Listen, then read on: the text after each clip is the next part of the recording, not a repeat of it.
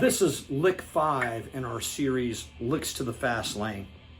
This is a slide part played by Joe Walsh. I listened to this really carefully. A lot of the slide parts almost sound like they're being played with your fingers. A lot of the fingered parts almost sound like they're playing with a slide, okay? It's real subtle, and I think Joe Walsh is a master of the slide guitar, really. Electric rock slide guitar, at least. You can play this like this, you can do a bend.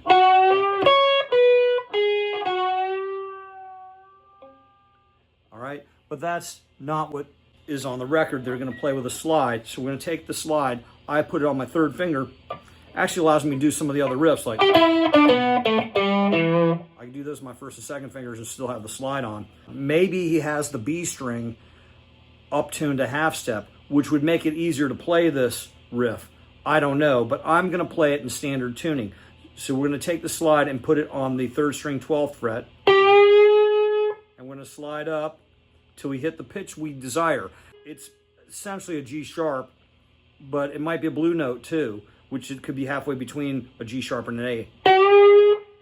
Now then I'm gonna turn the slide. I turn it this way. Then I'm gonna slide up a little bit. I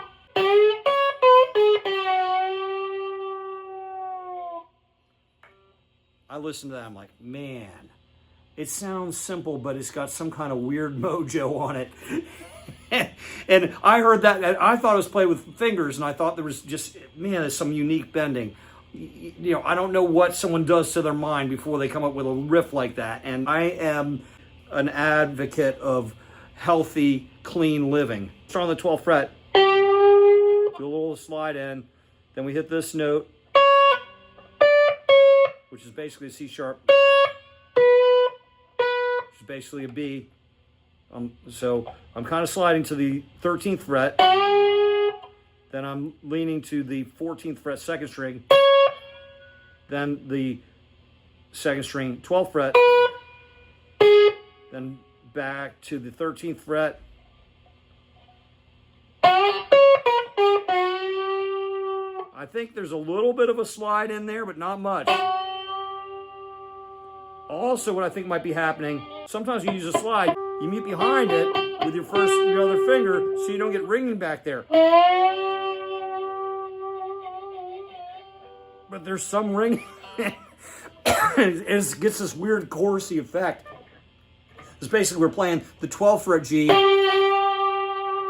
we're getting a G here. See that? I think that note might be ringing a little bit. It's part of what gives it the mojo sound, right?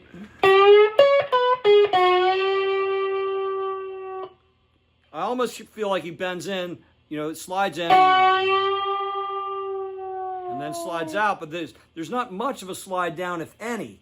That's one of the reasons I think that he's just got the third string ringing behind the slide, between the slide and the nut. By the way, this lick number 5 is the one lick that is in verse 2.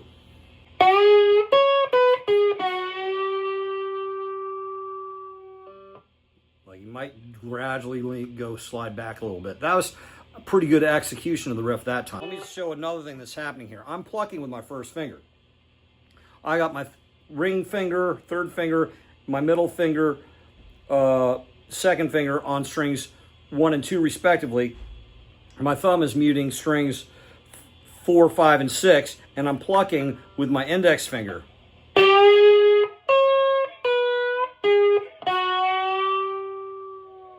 And also mute these strings a little bit in between. See, as soon as I plucked that, I muted the third string with my first finger. And now I'm muting the second string with my second finger.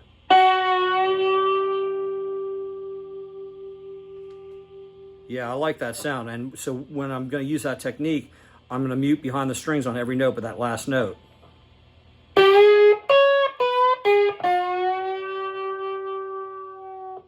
That's lick number 5 in our Lick to the Fast Lane series.